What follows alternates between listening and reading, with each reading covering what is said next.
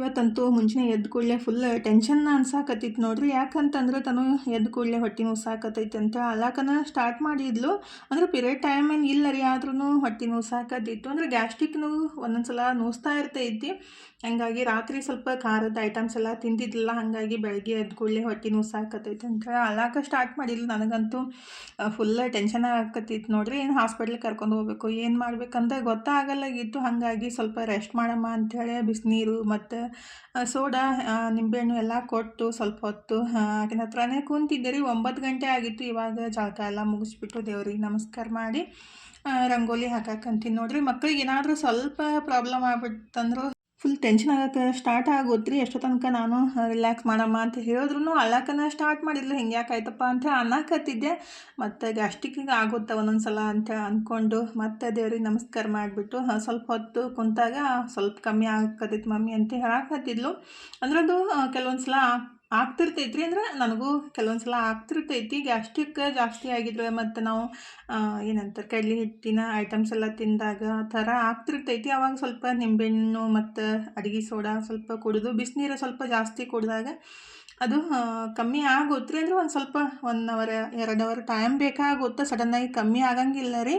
ನಾನು ಇವತ್ತು ಕಾಲೇಜ್ಗೆ ಹೋಗಲಿಲ್ಲ ರೀ. ಮಮ್ಮಿನೂ ಬಂದಿದ್ರಲ್ಲ, ಅವರು ಬೆಳಗ್ಗೆನೇ ಹೋದ್ರೆ. ಹಾಗಾಗಿ ನಾನು ಲೇಟಾಗಿನೇ ದಿನಾನ ಸ್ಟಾರ್ಟ್ ಮಾಡಿದ್ದು ನೋಡ್ರಿ. ಇವಾಗ ಟೈಮ್ 9 ಗಂಟೆ ಆಗಿ ಹೋಗಿದ್ದ. ಇವಾಗ ಜಳಕ ಎಲ್ಲ ಮುಗಿಸಿ ರಂಗೋಲಿ ಎಲ್ಲ ಹಾಕಿ ಗ್ಯಾಸ್ ಸ್ಟೋವ್ನ ಅರಿಶಿನ ಕುಂಕುಮ ಹಚ್ಬಿಟ್ಟು ನಮಸ್ಕಾರ ಮಾಡಿಕೊಂಡು ಇನ್ನು ನಾಷ್ಟಕ್ಕೆ ರೆಡಿ ಮಾಡ್ಬೇಕು ನೋಡ್ರಿ. ಇದೆಲ್ಲ ರಾಗಿ ಮತ್ತು ಹುರುಳಿ ಎಲ್ಲನೂ ಇಟ್ಟಿದ್ದೆ ಅಲ್ರಿ, ಮೊಳಕೆ ಹಾಯಿಸ್ಬಿಟ್ಟು ಒಣಗ್ಯಾವೇನು ಚೆಕ್ ಮಾಡಕ್ಕಂತಿದ್ರಿ. ಇನ್ನೂ 2 ದಿವಸ ಬೇಕು. ಅಂದರೆ ನೆಲ ಒಣಗಿಸ್ಬೇಕಂದ್ರೆ ಸ್ವಲ್ಪ ಟೈಮ್ ಬೇಕಾಗುತ್ತೆ. ಇವಾಗಂತೂ ಬಿಸಿಲು ಇಲ್ಲಲ್ರಿ, ಹಾಗಾಗಿ ಸ್ವಲ್ಪ ಲೇಟಾಗಿ ಒಣಗ್ತಾವೆ. ಈಗಿದ್ರೆ ನಾನು ಸೋರೆಕಾಯಿ ಜ್ಯೂಸ್ ಮಾಡ್ಕೊಂಡು ಕುಡಿಯೋಣಂತೇಳಿ ಸೋರೆಕಾಯಿನ ಕಟ್ ಮಾಡಕ್ಕಂತೀನಿ ನೋಡ್ರಿ. ಅಂದರೆ ಸಣ್ಣ ಸಣ್ಣ ತಂದುಬಿಟ್ರೆ ಯೂಸ್ ಆಗುತ್ತಂತೇಳಿ ನಾನು ಸಣ್ಣ 2 ಸೋರೆಕಾಯಿ ತಂದಿದ್ದೆ ರೀ. ಅಂದರೆ ವಾರದಾಗ 1-2 ಸಲ ಆದ್ರೂ ಸೋರೆಕಾಯಿ ಜ್ಯೂಸ್ ಕುಡಿಬೇಕಂತ ರೀ.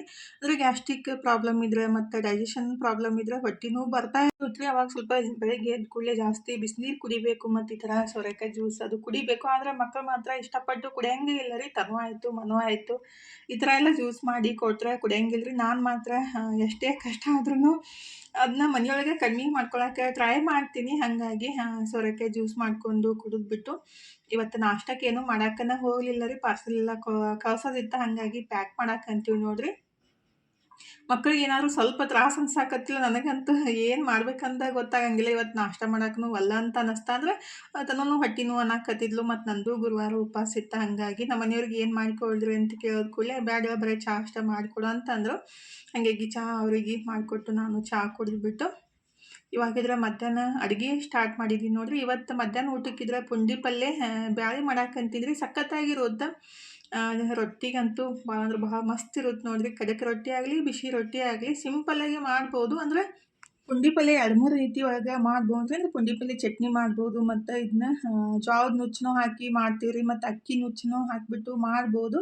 ಇಲ್ಲಾಂದರೆ ಈ ಥರ ಬ್ಯಾಳೆ ಹಾಕಿಬಿಟ್ಟು ಮಾಡ್ಬೋದು ರೀ. ರುಚಿ ಮಾತ್ರ ಸಖತ್ತಾಗಿರುತ್ತೆ. ಇವತ್ತು ನಾನು ತೊಗರಿ ಬೇಳೆ ಮತ್ತು ಹೆಸರು ಬೇಳೆನ ಹಾಕಿಬಿಟ್ಟು ಮಾಡಕ್ಕಂತೀನಿ ನೋಡ್ರಿ. ಮತ್ತು ಹೆಸರು ಕಾಳನ್ನು ಬಳಸ್ಬಿಟ್ಟು ಮಾಡ್ಬೋದು, ಅದನ್ನೂ ರುಚಿ ಸಖತ್ತಾಗಿರುತ್ತೆ ನೋಡ್ರಿ. ಅಂದರೆ ನಮಗೆ ಯಾವ್ದು ಇಷ್ಟ ಅಲ್ಲ ಆ ಥರನ ರೆಡಿ ಮಾಡ್ಕೋಬೋದು. ನಾನಿಲ್ಲಿ 1 ಬಟ್ಲಷ್ಟು ತೊಗರಿ ಬೇಳೆ, ಅಂದರೆ ಸಣ್ಣ ಬಟ್ಲಷ್ಟು ತೊಗರಿ ಬೇಳೆ, ಒಂದು ಅರ್ಧ ಬಟ್ಲಷ್ಟು ಹೆಸರು ಬೇಳೆನ ತೊಳೆದು ಅದಕ್ಕೆ ಸ್ವಲ್ಪ ನೀರು ಹಾಕಿಬಿಟ್ಟು ಪುಂಡಿ ಪಲ್ಯನ ತೊಳೆದು ಇಟ್ಟಿದ್ದೆ ರೀ. ಆ್ಯಕ್ಚುಲಿ ರವಿವಾರ ದಿವಸ ತಂದಿದ್ದು, ತಂದು ಸೋಸಿ ತೊಳೆದು ಇಟ್ಟಿದ್ದೆ. ಇವತ್ತು ಯೂಸ್ ಮಾಡಕ್ಕಂತೀನಿ ನೋಡ್ರಿ. ಆ್ಯಕ್ಚುಲಿ ಬುಧವಾರ ಕಾಯಿಪಲ್ಯ ತಂದಿದ್ದೆ ಖರೆ ರೀ, ಆದರೆ ಜಾಸ್ತಿ ತಂದಿದ್ದೆ ಎಲ್ಲ ಮುಂಬೈಗೆ ಕಳಿಸ್ದೆ ಅಲ್ರಿ. ಹಾಗಾಗಿ ನಾನು ರವಿವಾರ ತಂದು ಸೋಸಿ ಇಟ್ಟಿದ್ದೆಲ್ಲ ಅದನ್ನೇ ಈಗ ಯೂಸ್ ಮಾಡಕ್ಕತ್ತಿದ್ದೆ. ಆ್ಯಕ್ಚುಲಿ 2-3 ದಿವಸದಿಂದ ಮಾಡ್ಬೇಕಂತ ಅನ್ನಕತ್ತಿದ್ದೆ, ಆದರೆ ಮಾಡೋಕ್ಕನೇ ಆಗಿತ್ತಿಲ್ಲ ರೀ. ಇವತ್ತು ಮಾಡ್ರಾಯ್ತು ಅಂತೇಳಿ ಮಧ್ಯಾಹ್ನ ಊಟಕ್ಕೆ ರೊಟ್ಟಿ ಮತ್ತು ಪುಂಡಿ ಪಲ್ಯ ಸಖತ್ತಾಗಿರುತ್ತೆ ರೀ. ಅರ್ಶಿನ ಪೌಡ್ರೂ ಖಾಲಿ ಆಗೈತಿ, ಮಾಡಿಸ್ಬೇಕಾಗಿತ್ತು ರೀ. ಸ್ವಲ್ಪ ಬಿಸಿಲಿದ್ರೆ ಚಲೋ ಆಗುತ್ತೆ ಅರ್ಶಿನ ಪುಡಿ, ಹಾಗಾಗಿ ವೇಟ್ ಮಾಡಕ್ಕತ್ತಿದ್ದೆ ರೀ. ಯಾಕಂದರೆ ನಾನು ಹೊರಗಡೆಯಿಂದ ಅರ್ಶಿನ ಪುಡಿನ ಯೂಸ್ ಮಾಡೋಂಗಿಲ್ಲ, ಮನ್ಯಾಗನ ರೆಡಿ ಮಾಡೋದು. ಹಾಗಾಗಿ ಸ್ವಲ್ಪ ಬಿಸಿಲಿದ್ದಾಗ ಅರಿಶಿನ ಬೇರ ತಂದು ಸ್ವಲ್ಪ ಬಿಸಿಲಿಗೆ ಹಾಕಿ ಅದನ್ನೂ ಪೌಡ್ರ್ ಮಾಡಿ ಇಡಬೇಕಾಗಿತ್ತು ರೀ. ಯಾಕಂದರೆ ಅರಿಶಿನ ಪುಡಿ ಯಾವಾಗಲೂ ಮನೆಯೊಳಗೆ ಖಾಲಿ ಆಗಬಾರ್ದು ಅಂತಾರು. ಹಾಗಾಗಿ ಇನ್ನೂ ಸ್ವಲ್ಪ ಇರ್ಲಾಕಿದ್ದೀನಿ ತಂದು ಇಡಬೇಕು, ಇಲ್ಲಾಂದರೆ ನಾವು ಮಾಡಿಸ್ಬಿಟ್ಟು ಇಡಬೇಕಂತ ಹೇಳ್ತಾರೆ. ಅಂದರೆ ನಾನು ಮೊಬೈಲಾಗೆಲ್ಲ ನೋಡಿದ್ದು. ಈಗಿದ್ರೆ ಅದನ್ನು ಪುಂಡಿ ಪಲ್ಯ ಸ್ವಲ್ಪ ಅರಿಶಿನ ಪುಡಿ ಹಾಕಿ ಕುಕ್ಕರ್ ಒಳಗೆ ಅದನ್ನು ಕುದಿಸಾಕಿಟ್ಟಿದ್ದೀನಿ ನೋಡ್ರಿ. ಈ ಕಡೆ ಇನ್ನು ರೊಟ್ಟಿ ಮಾಡಕ್ಕತ್ತಿದ್ವಿ. ಆ್ಯಕ್ಚುಲಿ ಒಂದು 20 ರೊಟ್ಟಿ ಬೆಂಗ್ಳೂರ್ಗೆ ಕಳಿಸ್ಬೇಕಿತ್ತು, ಮತ್ತು ನಮಗೊಂದು 10 ರೊಟ್ಟಿ ಬೇಕಲ್ರಿ. ಹಾಗಾಗಿ ಸ್ವಲ್ಪ ಜಾಸ್ತಿನೇ ರೆಡಿ ಮಾಡ್ಕೊಳಕತ್ತಿದ್ದು. ಮಧ್ಯಾಹ್ನ ಊಟಕ್ಕೆ ಇವತ್ತು ಮಸ್ತ್ ಪುಂಡಿ ಪಲ್ಯ ಮತ್ತು ಜೋಳದ ರೊಟ್ಟಿ ಸಖತ್ತಾಗಿರೋದು ರೀ. ಅಂದ್ರೆ ಪುಂಡಿ ಪಲ್ಯ 2-3 ದಿವಸ ಇಟ್ರೂ ಹಾಳಾಗಂಗಿಲ್ಲ ರೀ. ಟೇಸ್ಟ್ ಮಾತ್ರ ಮಸ್ತ್ ಇರುತ್ತೆ. ಟೈಮ್ 2 ಗಂಟೆ ಆಗಕ್ಕೆ ಬಂದಿತ್ತು ನೋಡ್ರಿ. ನಮ್ಮ ಮನೆಯವರು ಊಟಕ್ಕೆ ಬಂದ್ರೆ ಇನ್ನು ಅವ್ರಿಗೆ ಬಿಸಿ ಬಿಸಿ ರೊಟ್ಟಿ ಮಾಡಿ ಕೊಡಬೇಕು. ಪುಂಡಿ ಪಲ್ಯನೂ ರೆಡಿ ಮಾಡ್ಬೇಕ್ರಿ, ಅದಕ್ಕೆ ಒಗ್ಗರಣೆ ಹಾಕ್ಬೇಕಾ. ಹಂಗಾಗಿ ಫಸ್ಟಿಗೆ ರೊಟ್ಟಿ ಮಾಡಾಕತ್ತಿದ್ದೆ. ನಮ್ಮ ಮನೆಯವ್ರು ಇದ್ರೆ ರೊಟ್ಟಿ ಮಾಡು ಆಮೇಲೆ ಒಗ್ಗರಣೆ ಹಾಕು ಅಂತ ಅನ್ನಕತ್ತಿದ್ರು. ಅಂದ್ರೆ ಸ್ವಲ್ಪ ಗ್ಯಾಸ್ ಕಟ್ಟಿ ಏನೈತಲ್ರಿ, ಇನ್ನೊಂದು ಸ್ವಲ್ಪ ಹೈಟ್ ಇದ್ರೆ ಬೆಸ್ಟ್ ಆಗ್ತಿತ್ತು. ಭಾಳ ಬಗ್ಗಿ ರೊಟ್ಟಿ ಮಾಡೋದ್ರಿಂದ ಬ್ಯಾಕ್ ಪೇನ್ ಆಗೋತ್ರಿ. ಹಾಗಾಗಿ ಸ್ವಲ್ಪ ಹೈಟ್ ಇರ್ಬೇಕಂತ ನಮ್ಮ ಮನೆಯವ್ರಿಗೆ ಹೇಳಕತ್ತಿದ್ದೆ. ಈಗಿದ್ರೆ ಫೈನಲಿ ರೊಟ್ಟಿ ಎಲ್ಲ ಮುಗಿಸ್ಬಿಟ್ಟು ಪುಂಡಿ ಪಲ್ಯ ರೆಡಿ ಮಾಡಾಕಂತೀನಿ ನೋಡ್ರಿ. ನನ್ನ ಮಗಳಿಗೆ ಪುಂಡಿ ಪಲ್ಯ ಒಲ್ಲಂತ ಬ್ಯಾಳಿ ಸಾರು ಬೇಕಂತ, ಹಂಗಾಗಿ ಅದೇ ಬ್ಯಾಳಿನ ತೆಗೆದ್ಬಿಟ್ಟು ಒಗ್ಗರಣೆ ಹಾಕಿ ಕೊಟ್ರಾಯ್ತಂತೇಳಿ ಈಗಿದ್ರೆ ಪುಂಡಿ ಪಲ್ಯ ಮತ್ತು ಬ್ಯಾಳಿ ಎಲ್ಲ ಏನು ಕುದಿಸಿದೆಲ್ರಿ, ಅವಾಗನ ಹಸಿಮೆಣ್ಸಿನ್ಕಾಯಿ ಹಾಕಬೇಕಿತ್ತು. ಅದು ನೆನಪ ಆಗಿಲ್ಲ ರೀ. ಅವಾಗ ನಾವು ಏನು ಪುಂಡಿ ಪಲ್ಯ ಹಾಕ್ತೀವಲ್ಲ ಅವಾಗನ ಒಂದು 8-10 ಹಸಿಮೆಣ್ಸಿನ್ಕಾಯಿ ಹಾಕಿಬಿಟ್ರೆ ಕುದ್ದು ಎಲ್ಲ ಮಿಕ್ಸ್ ಆಗ್ಬಿಟ್ರಿ. ಆದರೆ ನಂಗೆ ನೆನಪಿದ್ದಿತ್ತಿಲ್ಲ. ಇವಾಗ ಕಟ್ ಮಾಡಿಬಿಟ್ಟು ಅಂದ್ರೆ ನೆನಪಾಗಿದ್ದಿಲ್ಲ ಇವಾಗ ಕಟ್ ಮಾಡಿಬಿಟ್ಟು ಹಸಿಮೆಣ್ಸಿನ್ಕಾಯಿ ಮತ್ತು ಶೇಂಗಾ ರೀ, ಶೇಂಗಾ ಹಾಕಿಬಿಟ್ರೆ ತಿನ್ನೋ ಮುಂದೆ ಸಖತ್ತಾಗಿ ಟೇಸ್ಟ್ ಇರುತ್ತೆ ರೀ. ಶೇಂಗಾ, ಹಸಿಮೆಣ್ಸಿನ್ಕಾಯಿ, ಉಪ್ಪು ಹಾಕಿಬಿಟ್ಟು ಮತ್ತೊಂದು 2 ನಿಮಿಷ ಕುದಿಸ್ಬೇಕಾಗುತ್ತೆ ರೀ. ರುಚಿಗೆ ಎಷ್ಟು ಬೇಕಲ್ಲ ಅಷ್ಟು ಉಪ್ಪು ಹಾಕಿ 1-2 ನಿಮಿಷ ಕುದಿಸಿ ಆಮೇಲೆ ಸ್ವಲ್ಪ ಒಗ್ಗರಣೆ ಬೇಕಂದ್ರೆ ಹಾಕ್ಬೋದು, ಇಲ್ಲ ಹಂಗನೂ ಎಣ್ಣೆ ಹಾಕಿ ತಿನ್ಬೋದು. ಬೆಳ್ಳುಳ್ಳಿ ಹಾಕಿಬಿಟ್ರೆ ಮತ್ತು 1 ಚಮಚದಷ್ಟು ಜೀರಿಗೆನೂ ಹಾಕಿದ್ದೀನಿ, ಹಾಕಿ ಕುದಿಸಾಕಿಟ್ಟಿದ್ದೀನಿ. ಈಗ 1-2 ನಿಮಿಷ ಕುದ್ದಾದ್ಮೇಲೆ ಒಗ್ಗರಣೆ ಹಾಕಾಕಂತೀನಿ ನೋಡ್ರಿ. 1-2 ಚಮಚದಷ್ಟು ಎಣ್ಣೆ, ಸ್ವಲ್ಪ ಇಂಗು ಮತ್ತು ಸ್ವಲ್ಪ ಜಾಸ್ತಿ ಕುಟ್ಟಿರೋ ಬೆಳ್ಳುಳ್ಳಿನ ಹಾಕ್ಬೇಕ್ರಿ. ಬೆಳ್ಳುಳ್ಳಿ ಹಾಕಿದಷ್ಟು ಟೇಸ್ಟ್ ಚಲೋ ಇರುತ್ತೆ. ಬೆಳ್ಳುಳ್ಳಿ ತಿನ್ಲಿಕ್ಕಂದ್ರೆ ಬರೀ ಇಂಗಿನ ಒಗ್ಗರಣೆ ಹಾಕ್ಬಿಟ್ರು ನಡೆಯುತ್ತೆ ನೋಡ್ರಿ. ಈಗ ಬೆಳ್ಳುಳ್ಳಿ ಮತ್ತು ಹಿಂಗೆ ಹಾಕಿ ಒಗ್ಗರಣೆ ಹಾಕಿಬಿಟ್ಟು ಲಾಸ್ಟಿಗೆ ಕೊತ್ತಂಬರಿ ಸೊಪ್ಪು ಹಾಕಿಬಿಟ್ರೆ ಮಸ್ತಾಗಿರೋ ಪುಂಡಿ ಪಲ್ಯ ಬ್ಯಾಳಿ ರೆಡಿ ಆಗುತ್ತೆ ನೋಡ್ರಿ. ಖಂಡಿತ ಟ್ರೈ ಮಾಡಿರಿ. ಆ್ಯಕ್ಚುಲಿ ಹೆಣ್ಮಕ್ಳು ಪುಂಡಿ ಪಲ್ಯ ತಿನ್ನಬೇಕು, ಆರೋಗ್ಯಕ್ಕೆ ಒಳ್ಳೇದಂತಾರು. ಯಾಕಂದರೆ ಇದ್ರೊಳಗೆ ಲೋಳೆ ಅಂಶ ಜಾಸ್ತಿ ಇರುತ್ತಲ್ರಿ. ಹಾಗಾಗಿ ವಾರದಾಗ 1-2 ಸಲ ಆದ್ರೂ ಊಟದೊಳಗೆ ಬಳಸ್ಬೇಕಂತಾರು. ಇವಾಗೆಲ್ಲ ಪುಂಡಿ ಪಲ್ಯ ಚಟ್ನಿ ಅಂದರೆ ತಿಂಗಳಾನ್ಗಟ್ಲೆ ಇಟ್ಟು ತಿನ್ಬೋದು, ಆ ಥರನೂ ಮಾಡ್ತಾರೆ. ನಾನು ಒಂದು ಸಲ ಮಾಡಿದ್ದೆ. ಅನ್ನದ ಸಂಕಟ ಅಂತೂ ಸಖತ್ತಾಗಿರುತ್ತೆ ರೀ.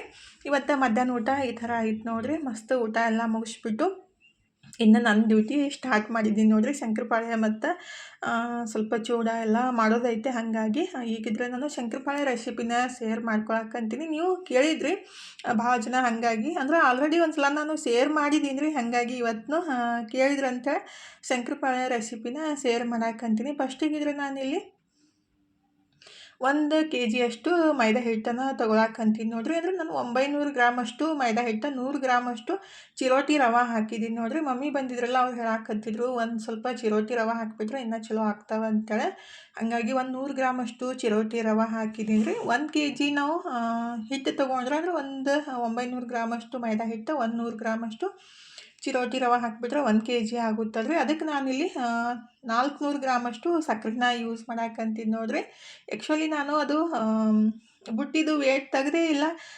ಎಷ್ಟು ಕಮ್ಮಿ ಅನ್ಸಾಕತ್ತೈತಿ 400 ಗ್ರಾಮಿಗೆ ಅಂಥೇಳಿ ಅನ್ನಕತ್ತಿದ್ದೆ. ನಮ್ಮ ಮನೆಯವರಿದ್ರೆ ಅದ್ರದ್ದು ವೇಟ ತೆಗ್ದಿಲ್ಲ ನೀ, ಅದಕ್ಕಾಗಿ ಆ ಥರ ಅನ್ಸಾಕತ್ತೈತೆ ಅಂತ ಅನ್ನಕತ್ತಿದ್ರೆ ಮತ್ತು ಅದು ಬುಟ್ಟಿದು ವೇಟ್ ತೆಗೆದ್ಬಿಟ್ಟು 400 ಗ್ರಾಮಷ್ಟು ಸಕ್ಕರೆನ ಬಳಸಾಕತ್ತಿದ್ದು ನೋಡ್ರಿ. ಇಷ್ಟು ಬಳಸ್ಬಿಟ್ರೆ ಲೈಟಾಗಿರುತ್ತೆ ಸ್ವೀಟ್. ನಿಮ್ಗೆ ಸ್ವಲ್ಪ ಜಾಸ್ತಿ ಸ್ವೀಟ್ ಬೇಕಂದ್ರೆ ಒಂದು ಅರ್ಧ kg ಹಾಕ್ಬೋದು ರೀ. ಇದು 400 ಗ್ರಾಮಷ್ಟು ಹಾಕಿಬಿಟ್ರೆ ಸ್ವೀಟ ಅಷ್ಟೇನು ಜಾಸ್ತಿ ಅನ್ಸಂಗಿಲ್ಲ ರೀ. ಈಗಿದ್ರೆ ಅದಕ್ಕೊಂದು ಚಿಟಿಕೆ ಬೇಕಂದ್ರೆ ಉಪ್ಪು ಹಾಕ್ಬೋದು, ಇಲ್ಲ ಹಂಗೇನೂ ಮಾಡ್ಬೋದು. ನಾನು ಒಂದು ಚಿಟಿಕೆ ಉಪ್ಪು ಹಾಕಿದ್ದೀನಿ ನೋಡ್ರಿ. ಇಲ್ಲಿಗ 200 ಗ್ರಾಮಷ್ಟು ತುಪ್ಪನ ಚಲೋತ್ನಾಗೆ ಬಿಸಿ ಮಾಡಿಬಿಟ್ಟು ಇದಕ್ಕೆ ಸೇರಿಸ್ಬೇಕಾಗೋದ್ರೆ.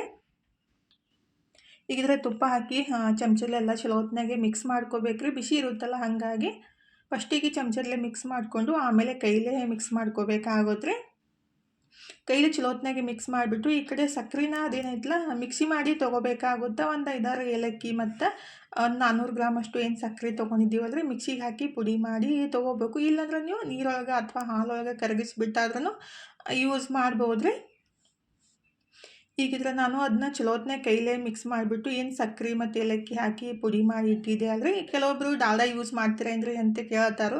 ನಾವಂತೂ ಯಾವುದಕ್ಕೂ ಡಾಲ್ಡಾ ಯೂಸ್ ಮಾಡಂಗಿಲ್ಲ ರೀ. ನಾವು ತಿನ್ನಂಗಿಲ್ಲ, ಬೇರೆದವ್ರಿಗೂ ಕೊಡೋಕೆ ಇಷ್ಟ ಆಗಂಗಿಲ್ಲ. ಯಾಕಂದ್ರೆ ಅದು ಆರೋಗ್ಯಕ್ಕೆ ಒಳ್ಳೇದಿಲ್ಲ ಅಂತ ಅಂದಮೇಲೆ ಅದನ್ನ ಯೂಸ್ ಮಾಡೋದು ತಪ್ಪಲ್ರಿ. ಹಾಗಾಗಿ ಈಗಿದ್ರೆ ನಾನು ಅದನ್ನ ಹಿಟ್ಟನ್ನು ಚಪಾತಿ ಹಿಟ್ಟಿನ ಥರ ಕಲಸಿ ಎತ್ತಿ ಇಟ್ಟಿದ್ದೀನಿ ರೀ. ಮತ್ತು ಹೋಳ್ಗಿನೂ ಕೊಡಬೇಕಿತ್ತು, ಹಾಗಾಗಿ ಹೋಳ್ಗಿನೂ ರೆಡಿ ಮಾಡಾಕಂತೀನಿ ನೋಡಿರಿ. ಹಿಟ್ಟನ್ನು ಕಲಸಿಟ್ಟಿದ್ದೀನಿ, ಒಂದು 15-20 ನಿಮಿಷ ಅದನ್ನ ರೆಸ್ಟ್ ಮಾಡಕ್ಕೆ ಬಿಡ್ಬೇಕು ರೀ. ಹಂಗಾಗಿ ಅದನ್ನ ರೆಡಿ ಮಾಡಿಬಿಟ್ಟು ಈ ಕಡೆ ಹೋಳ್ಗೆ ಅಷ್ಟು ಮಾಡಿಬಿಟ್ರೆ ಆಯ್ತಂತೆ ಹೋಳ್ಗಿನೂ ಮಾಡಾಕಂತೀನಿ ನೋಡಿರಿ. ಅಂದರೆ ಒನ್ ಬೈ ಒನ್ ಕೆಲಸ ಮಾಡಿಬಿಟ್ರೆ ಪಟ್ಟಂತೆ ಮುಗಿಯುತ್ತೆ. ಇವತ್ತಂತೂ ಮಧ್ಯಾಹ್ನದಿಂದ ಜಾಸ್ತಿನೇ ಎಲ್ಲ ರೆಡಿ ಮಾಡಿದ್ದು. ಏನೇನು ಮಾಡಿನಂತೆ ಹೇಳ್ತೀನಿ ಬರ್ರಿ. ಈಗಿದ್ರೆ ಶಂಕರಪಾಳೆ ಮಾಡೋಕೆ ಹಿಟ್ಟನ್ನು ಕಲಸಿಟ್ಟಿದ್ದೀನಲ್ರಿ. ಮತ್ತು ಈ ಕಡೆ ಶೇಂಗಾ ಹೋಳ್ಗಿನೂ ರೆಡಿ ಮಾಡಾಕಂತೀನಿ. ಇನ್ನು ಶೇಂಗಾದ ಹೋಳಿಗೆ ಎಲ್ಲ ರೆಡಿ ಮಾಡಿಬಿಟ್ಟು ಈ ಕಡೆ ಕಾರಾಳ ಹಿಂಡಿ ಮಾಡ್ಬೇಕಂತೇಳಿ ಕಾರಾಳನ್ನು ಹುರಿದಿಟ್ಟಿದ್ದೀನಿ ನೋಡ್ರಿ. ಅಂದ್ರೆ ಗುರೆಳ್ ಅಂತಾರು, ನಾವು ಕಾರಾಳ ಅಂತೀವಿ ರೀ. ಕೆಲವೊಂದು ಕಡೆ ಕೆಲವೊಂದು ರೀತಿಯಿಂದ ಕರೀತಾರು. ಅದನ್ನೇ ಹಿಂಡಿ ಮಾಡ್ಬೇಕಂತೇಳಿ ಹುರಿದಿಟ್ಟಿದ್ದೆ ರೀ. ಈ ಕಡೆ ಉಂಡಿನೂ ಮಾಡಬೇಕಿತ್ತ, ರವಾನು ಹುರಿದಿಟ್ಟು ಅದನ್ನ ಪಾಕ ಮಾಡೋಕೆ ಈ ಕಡೆ ಇಟ್ಟಿದ್ದೀನಿ ನೋಡ್ರಿ. ಆ್ಯಕ್ಚುಲಿ ನಾನು ಮೊನ್ನೆ ಬೆಂಗಳೂರಿಗೆ ಜಾಸ್ತಿ ಐಟಮ್ಸ್ ಕಳಿಸಿದ್ರೆ, ನಾನು ಹೋಮ್ ಮೇಡ್ ಫುಡ್ ಸ್ಟಾರ್ಟ್ ಮಾಡಿದಾಗ ಫಸ್ಟ್ ಆರ್ಡ್ರ್ ಕೊಟ್ಟವರು ಅವರೇ ರೀ. ಅವರಿಗೆ ಮೊನ್ನೆ ನಾನು ಎಲ್ಲ ಜಾಸ್ತಿನೇ ಐಟಮ್ಸ್ ಎಲ್ಲ ಕಳಿಸಿದಾಗ ಖಾರ ಹಿಂಡಿನೂ ಕಳಿಸಿದ್ದೆ ರೀ. ಅಂದರೆ ರೆಡಿ ಮಾಡಿದ್ದೆ ರೀ. ಆದರೆ ನಾನು 3 ಪಾರ್ಸೆಲ್ಲ ಪ್ಯಾಕ್ ಮಾಡಿದ್ದು ಅವ್ರಿಗೆ ಹೋಗಿ ಅದು ಮುಟ್ಟೇ ಇಲ್ಲ ರೀ. ಯಾಕಂದರೆ ಅದು ಬೇರೆ ಪಾರ್ಸಲ್ ಒಳಗೆ ಪ್ಯಾಕ್ ಮಾಡಿದ್ನಂತ ಅನ್ಸುತ್ತೆ. ಅಂದರೆ ಜಾಸ್ತಿ ಇದ್ದಾಗ ಕನ್ಫ್ಯೂಸ್ ಆಗಿಬಿಟ್ಟು ಹಿಂಗಾಗಿ ಬೇರೆ ಕಡೆ ಹೋಗೈತ್ರಿ. ಹಿಂಗಾಗಿ ಸ್ವಲ್ಪ ಬೇಜಾರನ್ನು ಅನ್ಸಾಕತ್ತಿತ್ತು. ಆದ್ರೂ ಕೆಲವೊಂದು ಸಲ ಆಗ್ತಿರ್ತಾವ್ರಿ ಮಿಸ್ಟೇಕ್, ಏನು ಮಾಡೋಕ್ಕಾಗಂಗಿಲ್ಲ. ಪಾಪ ಅವರು ಮತ್ತೆ ನಾನು ಬ್ಯಾಡ ಅಂದ್ರೂ ಫಸ್ಟ್ ಅಮೌಂಟ್ ಕೊಟ್ಟಿರಿ, ಈಗ ಬ್ಯಾಡ್ರಿ ಅಂತಂದ್ರೂ ಅಮೌಂಟ್ ಅವರೇ ಕೇಳಿಬಿಟ್ಟು ಫೋನ್ ಹಚ್ಚಿ ಅಮೌಂಟ್ ಹಾಕಿದ್ರು. ಈ ಥರ ಇದ್ದಾಗ ನಮಗೂ ಜಾಸ್ತಿ ಖುಷಿ ಆಗುತ್ತಲ್ರಿ. ಇಲ್ಲಮ್ಮ ಇಷ್ಟೆಲ್ಲ ನೀನು ಶ್ರಮಪಟ್ಟು ಮಾಡ್ತಿ ತಗೋ ಅಂಥೇಳಿ ಅಂದು ಅಮೌಂಟ್ ಹಾಕಿದ್ರು ಎಷ್ಟೇ ಬ್ಯಾಡ ಅಂತಂದ್ರೂ ಈ ಥರ ನಮ್ಗೆ ಕೇಳಿಬಿಟ್ಟು ಅಮೌಂಟ್ ಹಾಕಿದಾಗಲಿ ಮತ್ತು ಪ್ರೀತಿಯಿಂದ ಮಾತಾಡ್ಸಿದಾಗಲಿ ನಾವು ಶ್ರಮ ಪಟ್ಟಿದ್ದಕ್ಕೂ ಒಂಥರ ಖುಷಿ ಅನಿಸುತ್ತಲ್ರಿ. ಅಂದರೆ ನಾವು ಕೊಟ್ಟಿದ್ದು ಅವರು ಹೊಟ್ಟೆಯೊಳಗೆ ಇರಂಗಿಲ್ಲ, ಆದರೆ ಮಾತು ಮತ್ತು ಪ್ರೀತಿ ಜಾಸ್ತಿ ಖುಷಿ ಕೊಡುತ್ತಲ್ರಿ ಮನುಷ್ಯಾಗ. ಹಾಗಾಗಿ ಮತ್ತೆ ಅವರಿಗೆ ಖಾರ ಹಿಂಡಿನ ರೆಡಿ ಮಾಡಿ ಕೊಡಾಕತ್ತಿದ್ರಿ. ಆ್ಯಕ್ಚುಲಿ ಮೊನ್ನೆ ಕಳಿಸಿದ್ದು ಅದು ಬೇರೆ ಪಾರ್ಸಲ್ ಅದಕ್ಕೆ ಹೋಗ್ಬಿಟ್ಟೈತಿ. ಮತ್ತು ಯಾರು ಬಂದವರು ಬಂದದಂತೆ ಹೇಳಿಲ್ಲ ರೀ. ಅಂದರೆ 3 ಪಾರ್ಸಲ್ ಇದ್ದು ಅದ್ರೊಳಗನ ಒಂದ್ರೊಳಗೆ ಹೋಗಿರಬೇಕು. ಕೆಲವೊಂದು ಸಲ ಮಿಸ್ಟೇಕ್ಸ್ ಆಗ್ತಿರ್ತಾವ್ರಿ, ಏನೂ ಮಾಡೋಕ್ಕಾಗಂಗಿಲ್ಲ. ಯಾಕಂದರೆ ಜಾಸ್ತಿ ಇದ್ದಾಗ ನಮ್ಮ ತಲೆನೂ ಒಂದೊಂದು ಸಲ ವರ್ಕ್ ಆಗಂಗಿಲ್ಲ. ಹಾಗಾಗಿ ಮತ್ತು ಯಾರು ಪಾರ್ಸಲ್ ಹೋಗಿತ್ತಲ್ಲ ಅವರು ನನಗೆ ಏನು ಹೇಳಿಲ್ಲ ರೀ. ಏನು ಮಾಡೋಕ್ಕಾಗಂಗಿಲ್ಲ, ಮತ್ತೇನು ಮಾಡೋದು. ಈಗಿದ್ರೆ ಶಂಕರಪಾಳೆ ರೆಡಿ ಮಾಡಾಕಂತೀನಿ ನೋಡ್ರಿ. 1.5 kg ಶಂಕರಪಾಳೆ ರೆಡಿ ಮಾಡಾಕತ್ತಿದ್ದು. ಅಂದರೆ ನಾನು ಹಿಟ್ಟು ಕಲಸಿಟ್ಟು ಒಂದು 20-30 ನಿಮಿಷ ಆಯ್ತು ಅಂದ್ರೆ ಹೋಳ್ಗೆ ಮಾಡಾಕತ್ತಿದ್ದೆಲ್ಲ. ಹಾಗಾಗಿ ಹೋಳ್ಗೆ ಎಲ್ಲ ಮುಗಿದ್ಮೇಲೆ ಮತ್ತೆ ಹಂಗೆ ಶಂಕರಪಾಳೆನೂ ರೆಡಿ ಮಾಡಾಕಂತೀನಿ ನೋಡ್ರಿ. ಆ್ಯಕ್ಚುಲಿ ನೆನಪೇ ಇದ್ದಿದ್ದಿಲ್ಲ, ಹಿಟ್ಟು ಕಲಸಿಟ್ಟಿದ್ದೀನಿ, ಇನ್ನೇನು ಚೂಡ ಮಾಡಿಬಿಟ್ರೆ ಆಯ್ತು ಬಿಡು ನನ್ನ ಕೆಲಸ ಅಂತ ಅಂದ್ಕೊಂಡೆ. ಮತ್ತು ನೆನಪಾಯ್ತಾ ಇನ್ನೂ ಶಂಕರಪಾಳೆ ಮಾಡಬೇಕಲ್ಲ ಅಂತೇಳಿ ಮತ್ತೆ ಶಂಕರಪಾಳೆನೂ ರೆಡಿ ಮಾಡಾಕಂತೀನಿ ನೋಡ್ರಿ. ಏನಿಲ್ಲ, ಚಪಾತಿ ಹಿಟ್ಟೆ ಅಂದರೆ ಚಪಾತಿ ಹೆಂಗೆ ಲಟ್ಟಿಸ್ತೀವಲ್ಲ ಸ್ವಲ್ಪ ದಪ್ಪಾಗಿ ಲಟ್ಟಿಸ್ಬಿಟ್ಟು ಸಣ್ಣಗೆ ಈ ಥರ ಕಟ್ ಮಾಡ್ಬೇಕ್ರಿ. ಟೇಸ್ಟ್ ಮಾತ್ರ ಬಿಸ್ಕೆಟ್ಗಿಂತ ಮಸ್ತ್ ಇರ್ತಾವೆ ನೋಡ್ರಿ. ಸಣ್ಣ ಸಣ್ಣ ಮಕ್ಕಳಿಗೆಲ್ಲ ಚಾಕ್ಲೇಟ್ ಕೊಡೋಕ್ಕಿಂತ ಈ ಥರ ಮಾಡಿಕೊಟ್ರೆ ಬೆಸ್ಟ್ ಆಗಿರುತ್ತೆ. ಅಂದ್ರೆ ಮನ್ಯಾಗೂ ಸಿಂಪಲ್ಲಾಗಿ ರೆಡಿ ಮಾಡ್ಕೋಬೋದ್ರಿ. ಅಂದರೆ ಕೆಲವೊಬ್ರಿಗೆ ಮಾಡೋಕ್ಕಾಗಂಗಿಲ್ಲ, ಆರ್ಡ್ರ್ ಕೊಡ್ತಾರೆ. ಮಾಡೋಕ್ಕಾದವರು ಮತ್ತು ರೇಟ್ ಜಾಸ್ತಿ ಅನಿಸ್ದವರು ಮನ್ಯಾಗನ ರೆಡಿ ಮಾಡ್ಬೋದ್ರಿ. ಅಂದರೆ ಮಾಡ್ಬೋದಲ್ರಿ, ಜಾಸ್ತಿ ಏನು ಕಷ್ಟ ಇಲ್ಲ, ಸಿಂಪಲ್ಲಾಗೆ ರೆಡಿ ಮಾಡ್ಕೋಬೋದು. ಅಂದರೆ ನನಗೂ ಸಿಕ್ಕಾಪಟ್ಟೆ ಮೆಸೇಜ್ ಎಲ್ಲ ಬರ್ತಾವ್ರಿ. ಅಂದರೆ ರೇಟ್ ಜಾಸ್ತಿ ಐತ್ರಿ ನಿಮ್ಮದು ಅಂತಾರೋ. ಆದರೆ ಅದನ್ನೆಲ್ಲ ಪ್ರಾಡಕ್ಟ್ಸ್ ಎಲ್ಲ ತಂದು ಮನ್ಯಾಗ ರೆಡಿ ಮಾಡಿ ಮತ್ತು ಪ್ಯಾಕ್ ಮಾಡಿ ಕೊಟ್ಟು ಕೊರಿಯರ್ ಕೊಟ್ಟು ಬರೋ ತನಕ ನಮ್ಮದು ಎಲ್ಲ ಶ್ರಮ ಇರುತ್ತಲ್ರಿ. ಹಾಗಾಗಿ ನಾವು ಬರೀ ಅದು ಹಿಟ್ಟು ಮತ್ತು ತುಪ್ಪ ಆ ಥರ ಎಲ್ಲ ಲೆಕ್ಕ ಹಾಕಿಬಿಟ್ರೆ ನಮ್ಮ ಮಾಡೋ ಶ್ರಮಕ್ಕೆ ಬೆಲೆ ಬೇಕಲ್ರಿ. ನಾವು ಮತ್ತು ಏನಾದರೂ ಒಂದು ಸ್ವಲ್ಪ ದುಡ್ಕೋಬೇಕಂತಾನೆ ಅದನ್ನ ಮಾಡ್ತಿರ್ತೀವಿ. ಇಲ್ಲ ರೇಟ್ ಜಾಸ್ತಿ ಐತಂತ ಅಂದಾಗ ಸ್ವಲ್ಪ ನನಗೂ ಏನಪ್ಪ ಹೇಳ್ಬೇಕಂತೇಳಿ ಗೊತ್ತಾಗಂಗಿಲ್ಲ. ಅಂದರೆ ದಿನಕ್ಕೆ ಒಂದು 50-60 ಮೆಸೇಜ್ ಎಲ್ಲ ಬರ್ತಾವ್ರಿ. ಅಂದರೆ ರೇಟ್ ಜಾಸ್ತಿ ಆಕೈತ್ರಿ ಅಂತಾರು. ಮತ್ತು ನಾವು ಏನು ಮಾಡೋಕ್ಕಾಗೋದ್ರಿ. ಯಾಕಂದರೆ ಎಲ್ಲ ಪದಾರ್ಥಗಳಿಗೆ ರೇಟ್ ಜಾಸ್ತಿನೇ ಆಗಿಬಿಟ್ಟೈತಿ. ಇನ್ನು ಪಂಚಮಿಗಂತೂ ಇನ್ನೂ ಜಾಸ್ತಿ ಆಗಿಬಿಡುತ್ತೆ ನೋಡ್ರಿ. ಇವತ್ತನ ನಾನು ಎಲ್ಲ ಸ್ವಲ್ಪ ಸಾಮಾನು ತಂದಾಗ 20-30 ರೂಪಾಯಿ 1 kgಯಿಂದ ಜಾಸ್ತಿ ಆದಾಗ ನಾವು ಏನು ಮಾಡ್ಬೇಕು ಹೇಳ್ರಿ. ಯಾವುದೂ ಅಷ್ಟು ಕಮ್ಮಿ ಅಂತೂ ಮೊದಲೇದ್ಗತ್ಲೆ ಸಿಗಂಗಿಲ್ಲ, ಗೊತ್ತೈತಿ. ಆದ್ರೂ ರೇಟ್ ಜಾಸ್ತಿ ಐತೆ ಅಂತಾರು, ಏನೂ ಮಾಡೋಕ್ಕಾಗಂಗಿಲ್ಲ ರೀ. ಅಂದ್ರೆ ಕೆಲವೊಬ್ರು ಅಂತಾರು, ಅವರು ಮನ್ಯಾಗನ ಮಾಡೋದು ಬೆಸ್ಟ್ ನೋಡ್ರಿ. ಫೈನಲಿ ಶಂಕರಪಾಳೆ ಮತ್ತು ಚೂಡ ಎಲ್ಲ ರೆಡಿ ಮಾಡಿಬಿಟ್ಟು ಸುಸ್ತಂತ ಅನ್ಸಾಕತ್ತಿತ್ತು. ಅಂದರೆ ಬ್ಯಾಸ್ರ ಅಂತ ಅನ್ಸಾಕತ್ತಿತ್ತು. ಸ್ವಲ್ಪ ಗ್ರೋಸರಿ ಎಲ್ಲ ತರೋದಿತ್ತು. ಹಾಗಾಗಿ ಸ್ವಲ್ಪ ಗುಡಿ ಒಳಗೆ ಬಂದು ಕುಂತು ರಿಲ್ಯಾಕ್ಸ್ ಆಗಿ ಒಂದು ಅರ್ಧ ತಾಸು ಹೋಗಿ ಸಾಮಾನು ತಂದ್ರಾಯ್ತು. ಅಂದರೆ ಚಂತನ ಕೆಲಸ ಮಾಡಿದಾಗ ಸ್ವಲ್ಪ ರಿಲ್ಯಾಕ್ಸ್ ಆಗಿದ್ದಾಗ ಇನ್ನಷ್ಟು ಮೈಂಡ್ ರಿಲೀಫ್ ಅಂತ ಅನ್ಸುತ್ತಲ್ರಿ. ಹಾಗಾಗಿ ಇಲ್ಲೇ ನಾವು ಸ್ವಲ್ಪ ಮಾರ್ಕೆಟ್ಗೆ ಹೋಗಂದಾಗ ಲಿಂಗದ ಗುಡಿಗೆ ಬಂದು ಸ್ವಲ್ಪ ಹೊತ್ತು ಕುಂತು ನಮಸ್ಕಾರ ಮಾಡಿ ಹೋದ್ರಾಯ್ತು ಅಂಥೇಳಿ ಹೊಂಟಿದ್ವಿ. ಇಲ್ಲಿ ಫುಲ್ಲ ಲೈಟಿಂಗ್ ಎಲ್ಲ ಮಾಡ್ಯಾರ ನೋಡ್ರಿ. ಅದನ್ನಂತೂ ನೋಡಿಬಿಟ್ಟು ಜಾಸ್ತಿನೇ ಖುಷಿ ಆಯಿತು. ಇಷ್ಟೆಲ್ಲ ಲೈಟಿಂಗ್ ಯಾಕೆ ಮಾಡ್ಯಾರಪ್ಪ ಅಂತ ನಾನು ಅನ್ಕೊಳಕಂತಿದ್ದೆ. ಮತ್ತು ಗುಡಿ ಹಾಕೋರು ಭೇಟಿ ಆದರೆ ಇಲ್ಲೇ ಗುಡಿಯಾಗ ಅವರೇ ಹೇಳಾಕತ್ತಿದ್ರು 27ನೇ ತಾರೀಕಿಗೆ ಬಂಟ್ನಾ ಸ್ವಾಮಿಗಳದು ತೊಟ್ಟಿಲು ಕಾರ್ಯಕ್ರಮ ಐತಿ ಬರ್ರಿ ಅಂತ ಹೇಳಾಕತ್ತಿದ್ರು. ಅಂದ್ರೆ ಮೊನ್ನೆನೂ ಫೋನ್ ಹಚ್ಚಿದಾಗ ಹೇಳಿದ್ರು. ಆದರೆ ನನಗೆ ನೆನಪೇ ಇದ್ದಿದ್ದಿಲ್ಲ ರೀ ಇಷ್ಟೆಲ್ಲ ಲೈಟಿಂಗ್ ಯಾಕೆ ಮಾಡ್ಯಾರ ಅಂತ ಅನ್ಕೊಳಕತ್ತಿದ್ದೆ. ಅವರು ಹೇಳಿದ್ರು ಇಲ್ಲ 27ನೇ ತಾರೀಕಿಗೆ ಬಂಟ್ನಾ ಸ್ವಾಮಿಗಳದು ಹುಟ್ಟಿದಬ್ಬ ಐತ್ರಿ ಅಂತೇಳಿ. ಯಾರಾದರೂ ಬರೋರು ಬರ್ಬೋದು ನೋಡ್ರಿ. ಅಂದ್ರೆ 27ನೇ ತಾರೀಕಿಗೆ ಸಾಯಂಕಾಲ 4:30 5 ಗಂಟೆಯಿಂದ ತೊಟ್ಟಿಲು ಕಾರ್ಯಕ್ರಮ ಇರೋದ್ರಿ. ಬಿಜಾಪುರದಾಗಿದ್ದವರು ಬರ್ಬೋದು. ಅಂದ್ರೆ ಲಿಂಗದ ಗುಡಿ ಅಂದರೆ ಗೊತ್ತಿದ್ದೇ ಇರುತ್ತಲ್ರಿ. 27ನೇ ತಾರೀಕಿಗೆ ತೊಟ್ಟಿಲು ಕಾರ್ಯಕ್ರಮ ಇರುತ್ತೆ. ಅಂದರೆ ಅವರು ಹೇಳಿದ್ರೆ ನನಗೆ ಅವಾಗ ಗೊತ್ತಾಯಿತು.